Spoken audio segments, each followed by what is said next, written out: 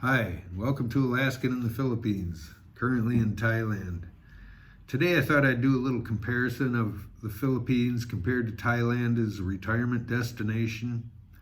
I know a lot of you guys are probably looking forward to your retirement, not sure exactly where is the best place, where will it be easiest for me as I get into my older years and health decline and all that. You got to kind of prepare for that too, where you're going to end up might make a huge difference compared to being way out in the boonies or something in the Philippines compared to being in Thailand where you're right next to medical care or something. So yeah, that's a consideration. But let's take a look at the visa situation first. That's kind of going to be a major factor. In Thailand, there's a couple of two major visas you can get. The one you can get before you come into the country, you need health insurance and all that, and that's a type O, I believe. And you get that one and you can come and go, and I think you only have to check in once a year perhaps. You need 23,000 in the bank. All you need to do is prove it's in the bank. I don't even think you need to prove don't even have to be in a Thai bank. It just has to be in your bank. You have to prove that you have 23,000 US. It's 800,000 baht, I believe. And that has to be in there. And then you get you get 15 months right off the bat, I think. And I don't know exactly what the cost of that visa to get that is for sure. But yeah, you need the 23,000 just in the bank, and then you can get a retirement visa. You need to be over 50, I believe, too, or 60, she said. So yeah, I'm considering that one. If you apply outside the country and get it, and then you have to have health insurance and all that, then I guess it's a more liberal visa. You can come and go more and without checking in and all that. I don't really understand the difference in it, but there is a difference. They say it's easier in the long run, but you do need health insurance with that one. So anyway, yeah, if you can prove that and show a copy you have 23,000 in the bank, you can just have a visa agent do it for you, and it's probably not going to cost you very much. And that would be the good visa to have. Now, when you go into the Philippines, their retirement visa is 10,000 US cash, and you have to have that in a Philippine bank account, and it has to remain there, and you can't go below it. They also have a stipulation as well that every spouse or dependent you bring in, you're going to have another 15,000 each for those, and that has to be in a Philippine bank account too. So that's quite a bit of cash you have to have too, if you're bringing a family or something. But for yourself, it's actually cheaper than the Thai one. But keeping money in a Philippine bank might be a chance. There was a guy my neighbor was going to do it, and I kind of talked him out of it. I said, how are you ever going to get that back if you died or something? Your family would have probably a tough time getting that out of the red tape through the Philippine government to get that money back. And I don't know. Maybe it's okay and can be done easily or not. That was me. I kind of really didn't want to have the money in a Philippine bank account at all times. Their banks can crash too, so they're not guaranteed by FICA like ours are. They are a little bit, but not much, I guess. I don't know, but it's something to consider. That in the Philippines, you will have to have that 10,000 in a bank account. You can get the retirement visa at 50 in the Philippines. I believe it's 60 in Thailand, but 50 in the Philippines you can get it if you have the 10K in the bank. And like I say, each dependent or wife you bring is going to be another 15K that you have to have in that account too. And then I don't know what the fees are on that. I'd probably go through a fixer visa agent over there too. It would be cheap, best bet probably, rather than going through the bureaucracy of yourself. You'll probably need background checks and all that. And maybe in Thailand, I think you do too. They'll do a background check on your fingerprints. They fingerprint you when you come into the country anyway. So that's your consideration for visas right there. You can also do border runs and remain on the Philippine visa for quite a long time too. That's what a lot of the expats do, just stay on the or make border runs whenever they have to, every 90 days, take a trip somewhere or something. You can do that too. And that's kind of what I did. I flew out after actually 60. Yeah, you got to do it. I think you only get 60, and then you get your SRV card or whatever, ARC card. and then you get up, but you're still checking in every month, I think, or every 3 months. So yeah, it's kind of a stricter, but they help you through the immigration there. But I hear they're starting to really charge you. You know, I have a friend that's leaving the Philippines, coming over here to Thailand. That's his biggest complaint. He's tired of getting overcharged at immigration. He thinks he's getting overcharged there, and I don't know what he's paying. I got out before I had to do one, and one 30 days for me was like $57. That's the same here in Thailand to get another 30 days. But to get the ACR card or whatever, he had to pay like 180 or something. He was not happy about the charges, and he believed he was overcharged for it, is what he was saying. He was tired of it. He said he's coming over to Thailand, and he's living in Dumaguete right now. So anyway, that's your considerations too. He got fed up with it. But anyway, and then you have to kind of, my opinion, you really should look at the health care, because as your health declines in your later years, it's going to depend on that health care at some point, you know. And you have to kind of be near it too, you know, because of, you know, to get you there, there's not a lot of medevac flights and things like that. And the ambulance, the service is kind of poor. They bring them in on trikes and stuff, so into the hospital. So yeah, that's a consideration too, you know. As you get older, are you going to be able to negotiate no sidewalks and stuff too? You know, you're going to need a place where you can have some mobility before you're actually bedridden.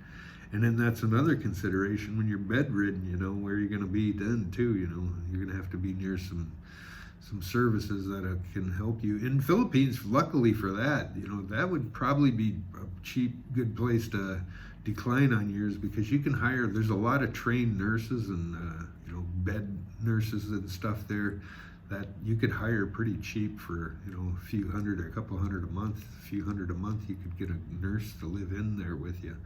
That's something to consider. I don't know how it is here. The wages are low here in Thailand, but I don't know if you'd get one cheap here. And or a facility a live-in facility. That's another thing. Of course, you'd have your rent. You could rent and have a live-in nurse if that would work for you, until you became, you know, until you needed medical care constantly. That's something, you know, you'd have to factor in too.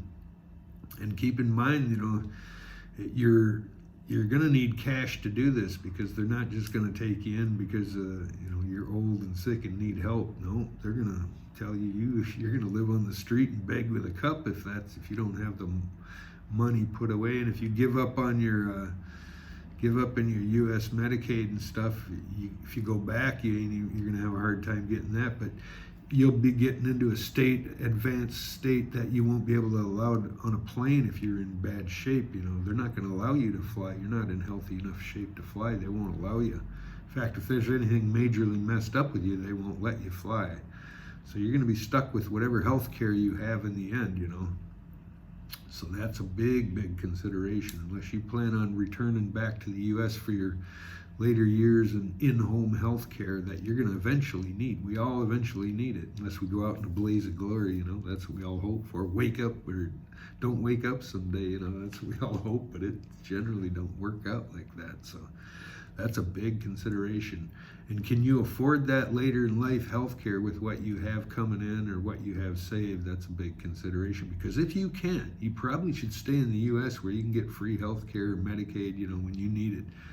I wish they would extend the Medicaid plans out here. I'm not eligible for it yet in a couple of years yet. I'm only 60, going to be 63 soon.